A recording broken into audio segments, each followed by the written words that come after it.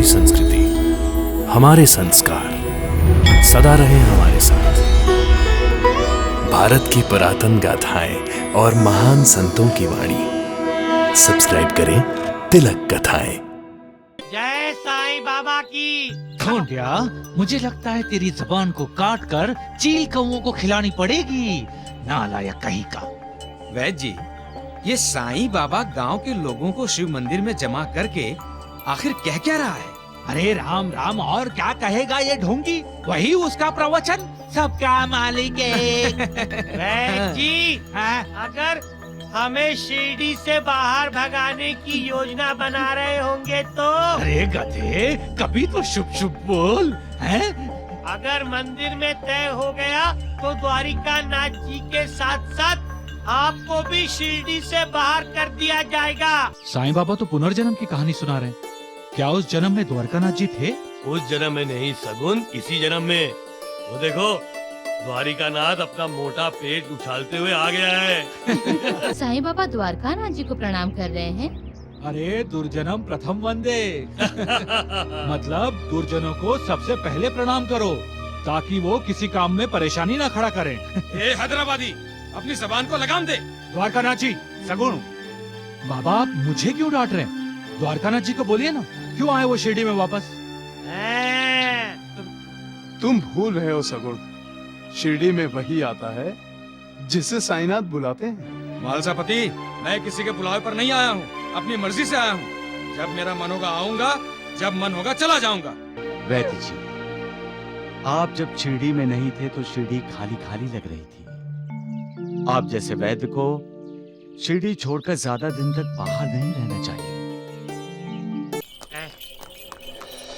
शिरडी आ गया वैद्य जी। हाँ, तेरे लिए तो दिवाली आ गई। बोलो भोलेनाथ महादेव शिव शंकर की जय। भोलेनाथ महादेव शिव शंकर की जय।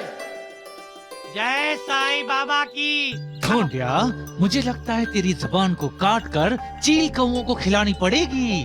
नालायक कहीं का। वैद्य जी, ये साईं बाबा गांव के लोगों को शिव मंदिर में जमा करके आखिर कह क्या रहा है? अरे राम राम, और क्या कहेगा ये ढोंगी? वही उसका प्रवचन, सबका मालिक एक। वैद्य जी, अगर हमें शिरडी से बाहर भगाने की योजना बना रहे होंगे तो? अरे गधे, कभी तो शुभ शुभ बोल। हैं? अगर मंदिर में तय हो गया तो द्वारिका नाथ जी के साथ साथ आपको भी शिरडी से बाहर कर दिया जाएगा। ढोंडिया, जबान संभाल के बात कर, नहीं तो मैं तुझे मार मार कर पीला कर दूंगा, समझे? लेकिन आप चिंता मत कीजिए वैद्य जी, जब तक आप शिरडी वापस नहीं लौटेंगे तब तक ये वेदराज ढोंडू आपके कारोबार और गांव के स्वास्थ्य की पूरी जिम्मेदारी निभाएगा। अरे नालायक, नमक हराम। अरे मेरा ही खाता है और मुझसे ही। अरे सत्यानाश हो जाए तो मेरा ही बुरा चाहता है। वैद्य जी, इस ढोंडू के स्वास्थ्य की तरफ तो हम बाद में भी ध्यान दे सकते हैं। पहले उस ढोंगी साईं के स्वास्थ्य के बारे में ध्यान दे लें। सत्य कहा आपने द्वारकानाथ जी।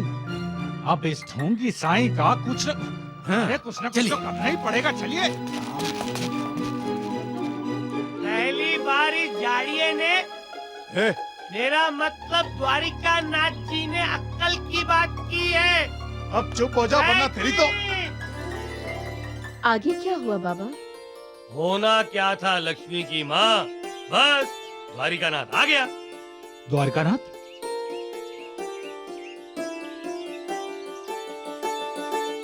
गुरुजी, साईं बाबा तो पुनर्जन्म की कहानी सुना रहे हैं। क्या उस जन्म में द्वारकानाथ जी थे? उस जन्म में नहीं सगुन, इसी जन्म में। वो देखो, द्वारिका नाथ अपना मोटा पेट उछालते हुए आ गया है। प्रणाम द्वारकानाथ जी। अरे साईं बाबा द्वारकानाथ जी को प्रणाम कर रहे हैं। अरे दुर्जनम प्रथम वंदे। मतलब दुर्जनों को सबसे पहले प्रणाम करो, ताकि वो किसी काम में परेशानी न खड़ा करें। ए हैदराबादी, अपनी जबान को लगाम दे। द्वारकानाथ जी, सगुण। बाबा, आप मुझे क्यों डांट रहे हैं? द्वारकानाथ जी को बोलिए ना, क्यों आए वो शिरडी में वापस?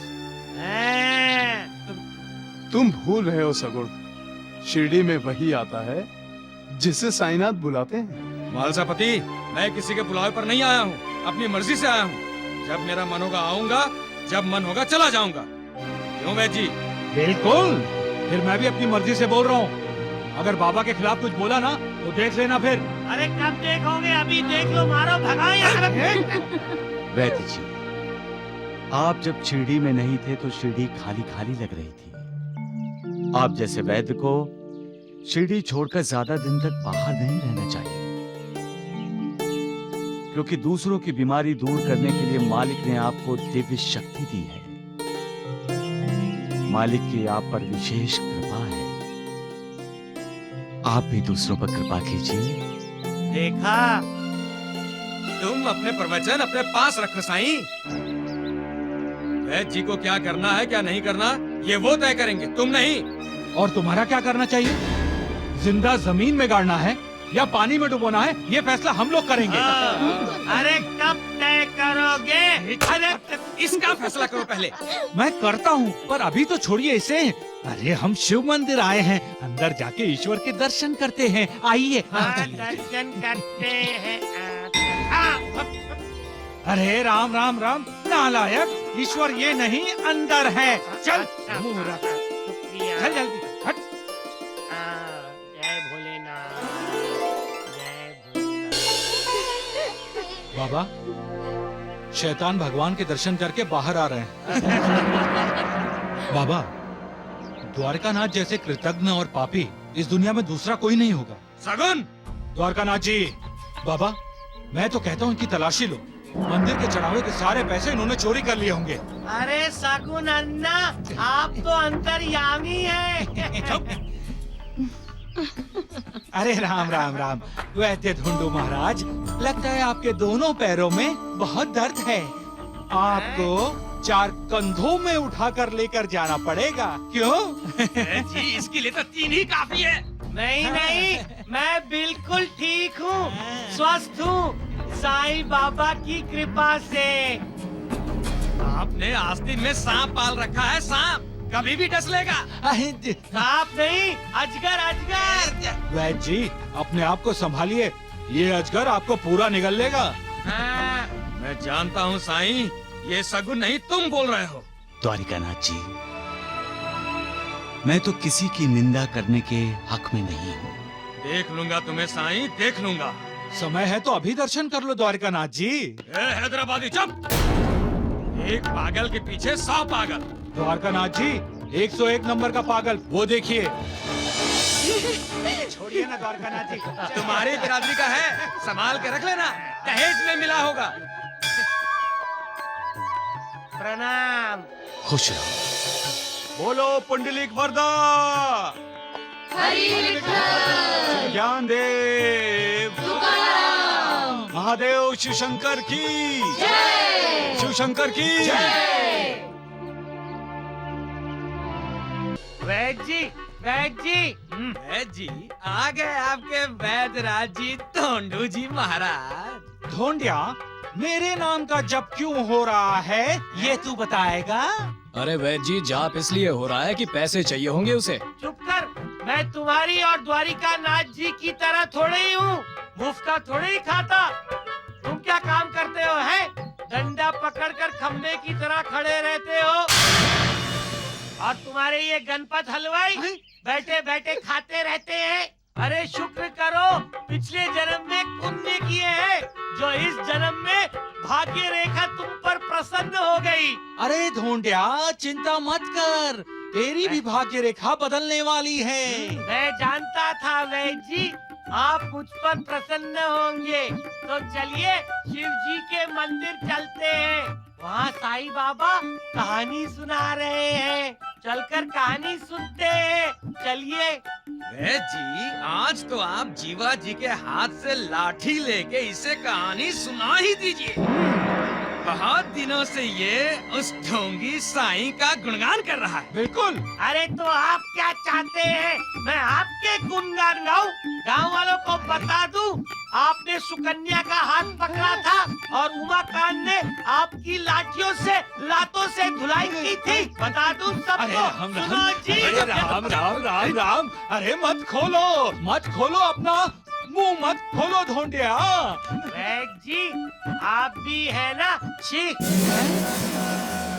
मैं आपको स्वर्गवासी बनाना चाहता हूँ। क्या? मेरा मतलब मैं आपको भगवान के समीप ले जाना चाहता हूँ, लेकिन आप शैतान के समीप रहना चाहते हैं। मैं चाहता हूँ आप स्वर्ग में विहार करें, लेकिन आप द्वारिका नाथ जी के साथ नर्क में आनंद उठाना चाहते हैं। नर्क में अरे जी, आपका ये चेला आपको स्वर्ग की बजाय नर्क भेज रहा है। सत्य कहा आपने ढोंडिया। अब तेरी नर्क में क्या दशा होती है इसका मजा मैं तुझे अभी चखा देता हूँ। हाँ, खैर, ला इधर, ला डंडा, अरे ठहर छाप। ईश्वर का साक्षात्कार होना भी बड़ी बात है।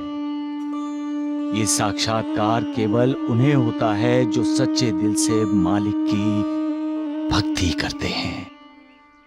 मालिक का साक्षात्कार मतलब सत्य का साक्षात्कार होना, क्योंकि सत्य ही मालिक है और मालिक ही सत्य।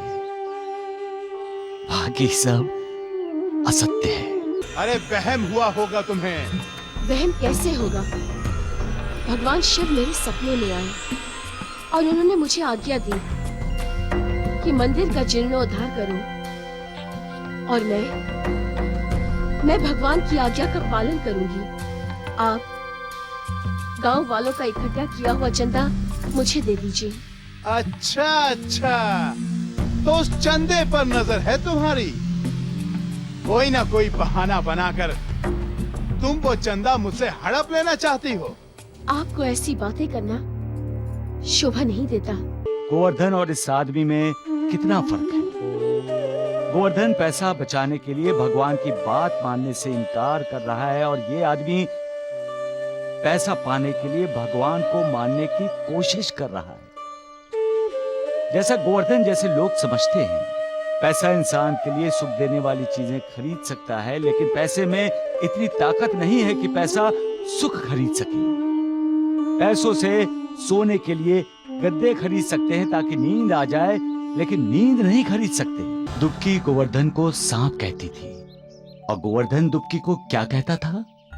वो दुबकी हमेशा मेंढक की तरह टर टर मेरे खिलाफ टर्राती रहती है। उसकी क्या सुनती हो तुम? दुबकी गोवर्धन को सांप कह रही थी और गोवर्धन उसे मेढक। लेकिन गांव के लोगों के बार बार कहने पर भी गोवर्धन मंदिर बनवाने की बात ही नहीं करता था। एक दिन सुनीति को सपने में महादेव शिवशंकर का साक्षात्कार हुआ।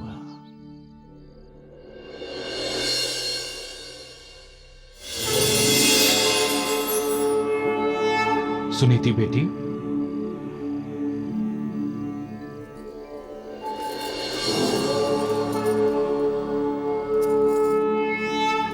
प्रणाम देवाधिदेव। कल्याणमस्तु।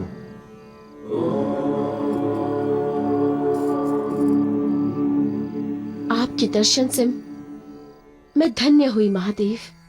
बेटी, मेरे मंदिर का जीर्णोद्धार का कार्य तुम पूरा करो। मेरे मंदिर पर कलश चढ़ाओ। देवाधिदेव, गांव के लोगों ने चंदा इकट्ठा करके मेरे पति के पास रखा है। किसी शुभ मुहूर्त पर वो मंदिर का काम शुरू कर देंगे। किसी पर भी निर्भर न रहो पुत्री। यह कार्य तुम स्वयं आरंभ करो। जैसी आपकी आज्ञा प्रभु। तुम्हारा कल्याण हो।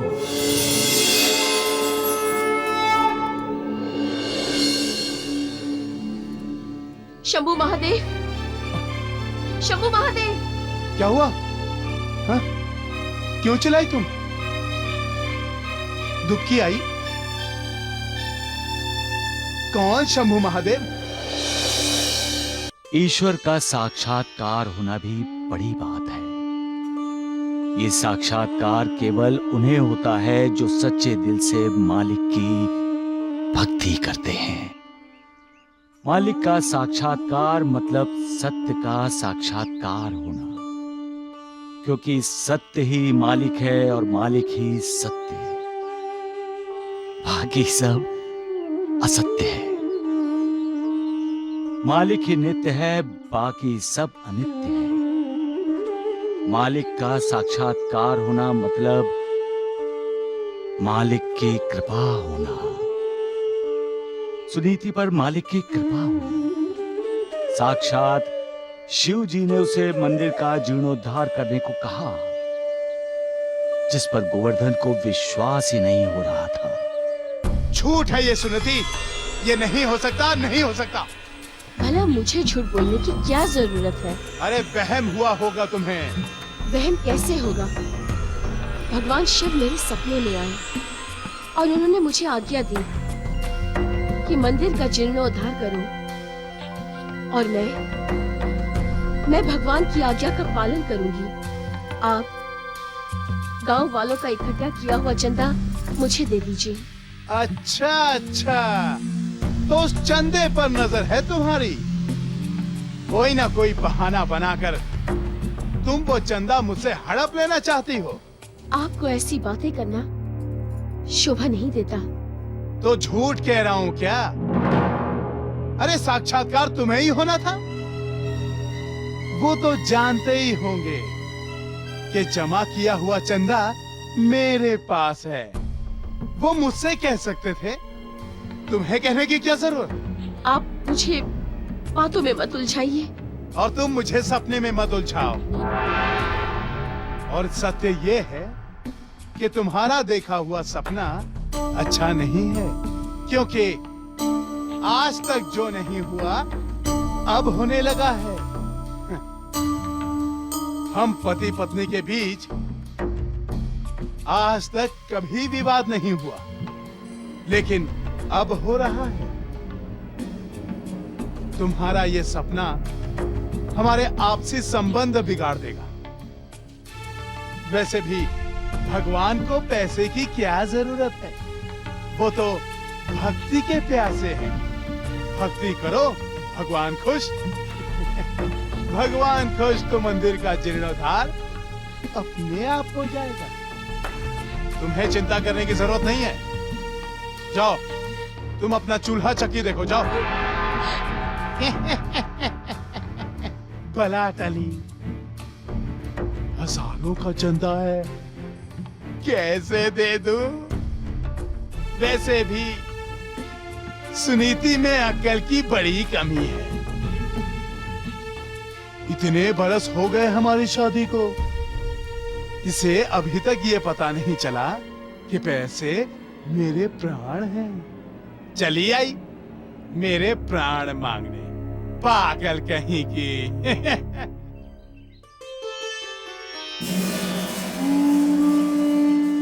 कहाँ है मेरा पैसा? बोलिए। मैं कब से ओम नमः शिवाय बोल रहा हूँ, कब से, फिर भी पैसा नहीं मिला। तुम्हें पैसा मिल जाए इसलिए तो जाप करने को कहा है। तुम्हारा जाप पूरा नहीं हुआ इसलिए तो तुम्हें पैसा नहीं मिला। तो क्या और जाप करूं? हाँ बेटा, जाप करते रहो, फिर पैसा मिलेगा।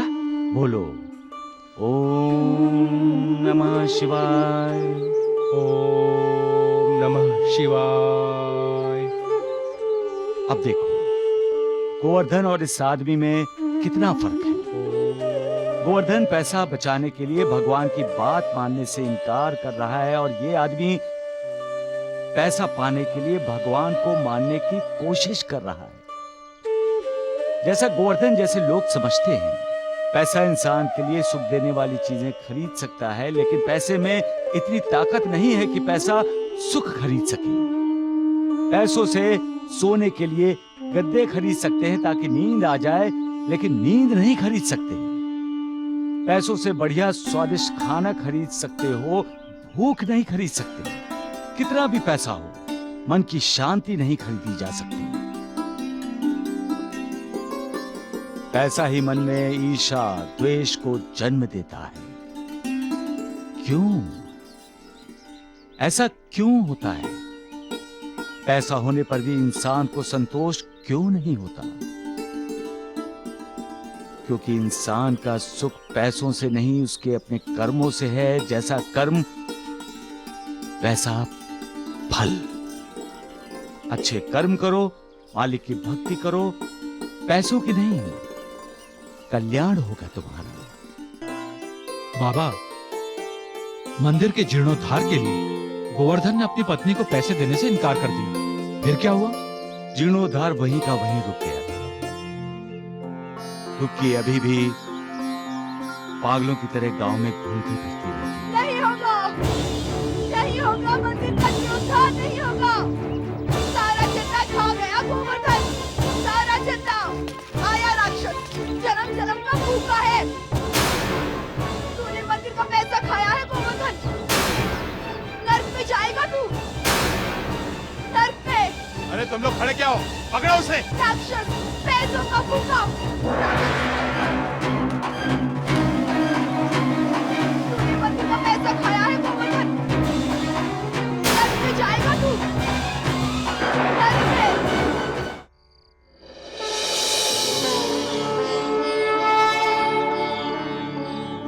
सुनीति बेटी,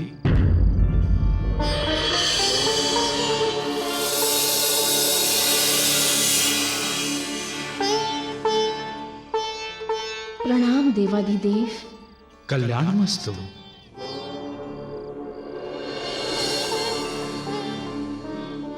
क्षमा चाहती हूँ भोलेनाथ, मैं मंदिर का जीर्णोद्धार नहीं कर सकी। मेरे पास चंदे का पैसा नहीं था। सुनीति, तुम मेरी भक्त हो ना? हाँ प्रभु। तो तुम सब कुछ भूल जाओ, चंदा भी और अपने पति की बातों को भी। मैं चाहता हूं तुम अपनी इच्छा से मेरा मंदिर बनाओ। तुम्हारे पास जो भी पैसा है वही मंदिर पर लगाओ। तुम्हारा कल्याण होगा पुत्री। जैसी आपकी आज्ञा प्रभु।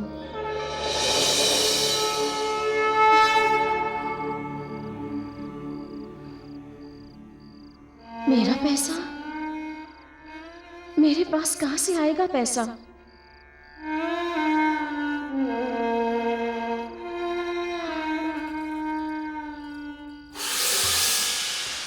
अरे नमस्कार गोवर्धन से। नमस्कार। आपके घर से ही आ रहा हूँ। मेरे घर से? मेरे घर में आपको क्या काम था? भाभी जी ने बुलाया था मुझे। सुनीति ने? किस लिए? वो अपने सारे आभूषण बेचना चाहती हैं। क्या? गोवर्धन जी, मेरी बात का बुरा मत मानिए। अगर पैसों की इतनी ही जरूरत है तो मैं कर्जा देने के लिए तैयार हूँ। नहीं नहीं, अभी तक तो ऐसी कोई आवश्यकता नहीं पड़ी। अगर पड़ी तो आपको जरूर याद करूंगा। गोवर्धन ने कभी सोचा भी नहीं था कि सुनीति कभी गहने बेचने का सोचेगी। जो मन का साफ नहीं होता उसके मन में कुटिल विचार आते ही आते हैं। और गोवर्धन तो बेईमानी से दूसरों का पैसा हथियाने से भी हिचकिचाता नहीं था। वो भला अपने घर का जेवर बाहर जाने देता? वो सीधा सुनीति के पास गया और उसके जेवर सिर्फ 1000 रुपए में खरीद लिए। इतने सारे गहनों का सिर्फ 1000 रुपया? अरे ना ना ना भाग्यवान, मैं तुम्हें मंदिर के लिए जमीन का एक टुकड़ा भी तो दे रहा हूं ना। वो हमारी जमीन के साथ वाली जमीन है ना, तुम उस पर मंदिर बनवा लो। पर वो जमीन तो दुबकी की जमीन है ना? अरे ना भाग्यवान, वो दुखी की थी। अब वो मेरी जमीन है। लेकिन वो जमीन बंजर है। अरे तुम्हें खेती करनी है क्या? मंदिर ही बनवाना है ना? मंदिर के लिए ठीक है वो। गोवर्धन ने अपनी पत्नी के साथ विश्वासघात किया। जो भगवान को धोखा दे सकता है वो सबको धोखा दे सकता है। लेकिन सुनीति सच्चे दिल से भक्ति से शिव जी का मंदिर बनवाना चाहती थी। उसने वो जमीन मंदिर के पुजारी को दान कर दी। और एक दिन भयंकर तूफान आया।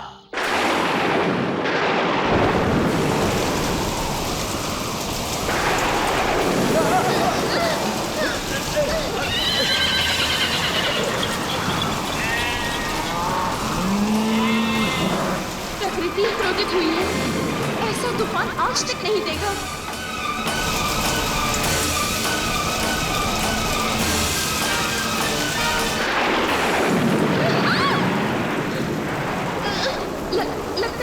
लगता है कहीं बिजली गिरी है। चाहिए जाकर देखिए ना। नहीं, मुझे डर लगता है। गोवर्धन सेठ! देख, तेरे पापों को देखकर आज कुदरत भी कितनी नाराज हुई है। भयानक बारिश और तूफान में तुम यहाँ क्या कर रही है? आओ देखें। मंदिर के पैसों से रोक सकता है तो इस तूफान को रोक ले। नहीं रोक पाएगा तू। अरे मेरी जमीन भी तुझे हजम नहीं होगी। भगवान तुझे दंड देगा। बहुत नाराज है तुझ पर। देख देख, ये सब उसका गुस्सा है गोवर्धन।